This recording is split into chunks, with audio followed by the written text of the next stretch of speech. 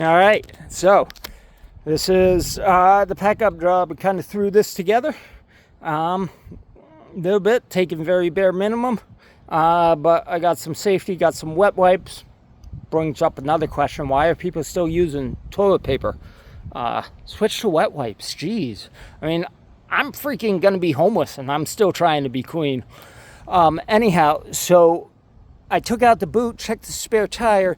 Inside the boot of the car was like a puddle of water, so I just dried that out. So remind everybody to remember to keep that dry in there, because if that rusts through and your car is pretty much all you got for the time being, that's going to cause problems. Also, I made another video, you might have already seen it, of a fundraiser. I'll explain that, and yeah, that's just a shot in the dark. That's all I got now.